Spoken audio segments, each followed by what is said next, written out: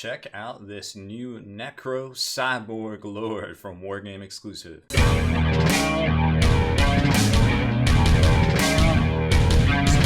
Spiky Bits. Welcome back, Hobby Maniacs. I'm Baer from SpikyBits.com, and we are taking a look at more Wargame exclusive miniatures. Well, I say miniatures, but it's a miniature.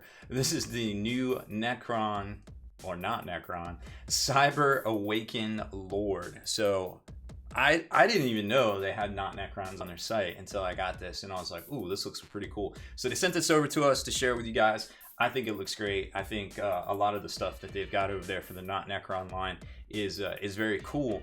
Unfortunately, Necrons are kind of back burner right now when it comes to play and sort of things. But this guy is very, very cool looking, and I could see where the person that has all these models is just like, I just need this like one inspiring thing, and this just might be it. So over at wargameexclusive.com, you can see the whole section here for the Necro Cyborgs. Of course, you can't see it because you can't see my mouse, but there it is. We click on it, and there's quite a few models in here, and some extra skulls and different things, and some upgrade sets over here if you want to make a Lady Necrons or Lady Necro Cyborgs, whatever you want to call them.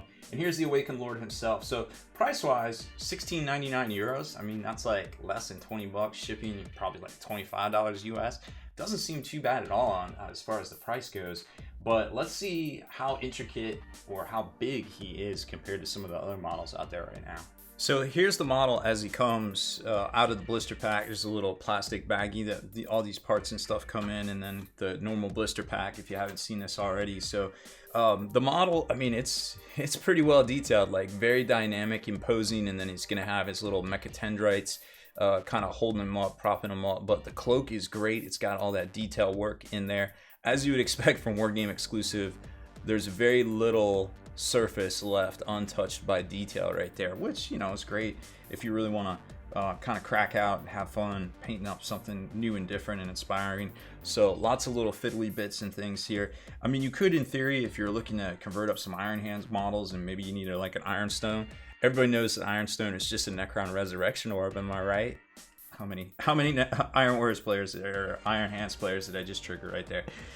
Sorry, not sorry. Anyways, it would make a great conversion if you really think about it, like, because that's where the living metal comes from. That, well, we all know how that story goes. Either way, great looking parts right here. Comes on a rather large base right here. This is a 40 mil base, so let's get them together and see how he compares to some of the other miniatures we've shown you here in the past. And here he is, all assembled up, and I gotta admit, it looks a lot better assembled than it did in the parts, which is usually par for the course when it comes to a lot of these miniatures there. So still got the great looking robe here with all the detail work in it. 4 arms, very dynamically posed. He's got this crazy stabby scythe thing right here, holding up the res orb, and then it's got 2 like dual close combat weapons right here. So what I always like about 4-armed miniatures is if you kind of look at the head and block out 2 of the arms with your mind, and then just kind of imagine them a little higher, and then do the same with the other one. And if it looks good and the pose works for both,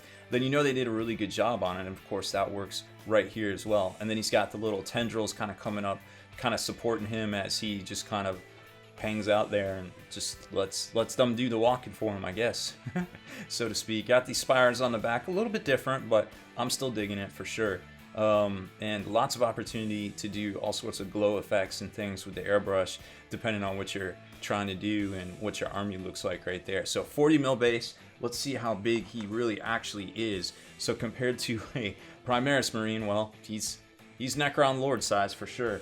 And a little lowly guardsman. Oh no, I forgot to glue that on. Okay, well, he lost the arm. Nothing to see here. A little lowly guardsman, and well, that'd be a little intimidating to say the very least. So that's the only miniature we're going to show you today. Battle damage, reanimate, pro calls.